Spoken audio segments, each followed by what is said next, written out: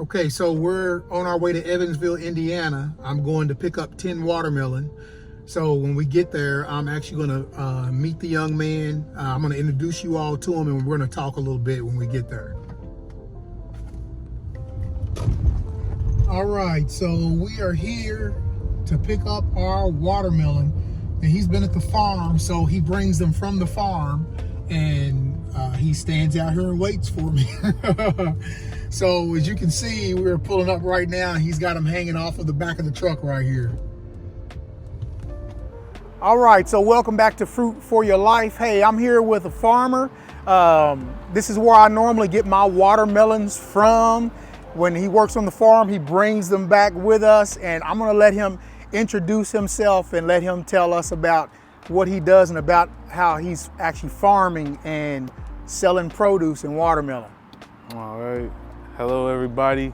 I'm DeAnthony Jamerson. I'm actually a 6th generation farmer from Laos Station, Indiana.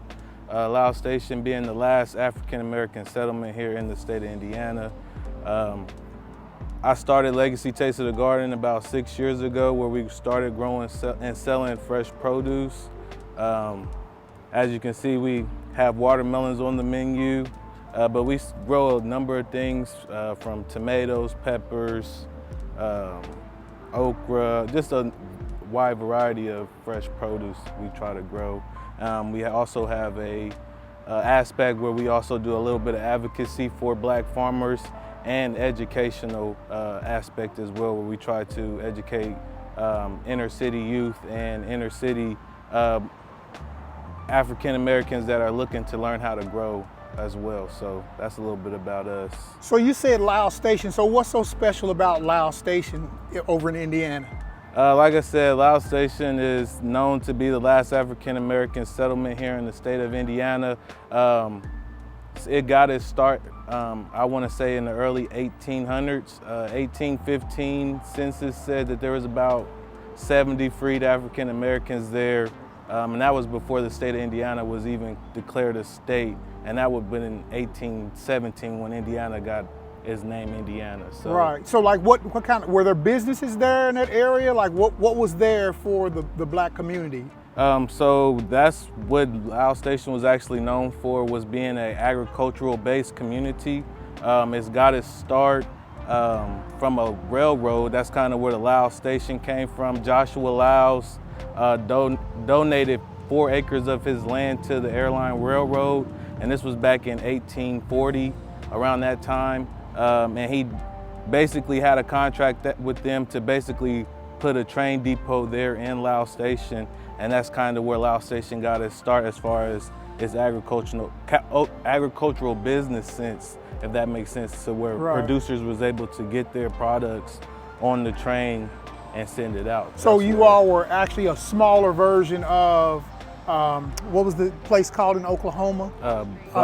Black Wall Street. Yeah. Right, so y'all had post office and stuff like that? We had a post office, the train station, a schoolhouse, a church, a general store. It was a circum mill there, a lumber mill. There was a number of agricultural kind of based businesses that were there. Wow.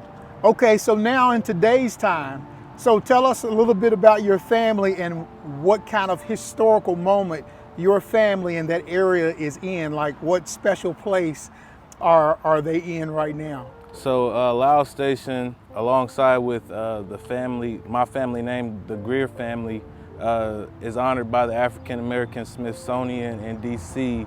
My grandfather being honored as one of the last African-American farmers to still be farming family land. And that land's been in our family since 1855. And alongside with Laos Station being one of the last African-American settlements in the nation. So they're both honored up there at the Smithsonian, if you guys ever get a chance to check it out. Oh yeah, we plan on going one day. Yeah. Just a matter of us getting up there, but we definitely gonna go see that. It's an experience for sure. Well, good. Yeah. So you all are still in the farming, so apparently you're picking up that legacy. What do you plan on doing? I think it's kind of hard to say right now. Right now, what we're doing is growing and selling. I like to grow into a lot of aspects of the agriculture sector. Right. I'm looking to kind of get into the beef cattle operation. Oh, okay. But I don't necessarily see me farming like in the sense that my grandfather farmed. He don't necessarily farm in the sense that his grandfather farmed. Right. So I just kind of want to go with the trends of where ag is at and kind of try to find my niche in there. Okay. Somewhere. Well, good, man. Yeah. I'm proud of you, Yeah. and that's why definitely I had to do an interview with you. You know, a sixth generation. It's hard to find a sixth generation of anything anymore, but to see you still carrying on the same history that your family has, and you're still selling produce. So you have several produce stands? So we have a main location that's out in Laos Station, but we do serve throughout the state in the sense of we do markets in Indy, we do markets here locally in Evansville and around the surrounding counties. So we don't necessarily have like a mobile type of market. We just kind of set up where we're invited or where we got a space to set up at. All right, so tell me about the melons that you grow. Tell me how you all grow them, and what is the benefits of the way that you all grow watermelons? Okay, so these are actually some crimson watermelon right here, where we also have a yellow meat melon on the end here. But some of the practices that we do are kind of some traditional practices. Like my grandfather and his brothers, they always, when we went to plant the seedlings, they would always put a little bit of manure with it as they put it into the ground. And that kind of helped fertilize it a little bit. And to my understanding, that's where we got the sweetness of the watermelons. Just from that whole fertilization of it.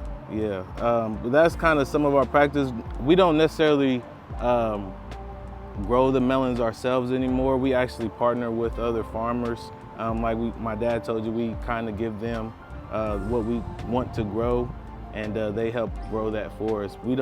We're trying to get back to the space of being able to open up that operation, but we're not quite there yet. Okay, well, hey, you're doing it. Hey, and I know, let me tell you what, this is no truth, no lie. I eat one of these every day. And so probably for the last 2 months, other than the time that I was in Costa Rica, I almost did it then too, but I actually eat one of these. I'll cut it in half. I'll have the first part in the morning, and I'll have the second part in the afternoon. So every day I am eating one of these big boys, and I'm grateful that I'm able to come here and get my watermelon from the Jamersons, and it really means a lot. So I travel about an hour to come and get his watermelons because they're worth it. So if any of you all are ever in the Evansville, Indiana area and you want to buy melons, hey, get in contact with me and I'll try to shoot you over to him and see if we can get you some watermelon, all right? So again, thank you, Mr. Jameson. Thank you. All right, hey, you all take care. Thanks for joining us on Fruit for Your Life.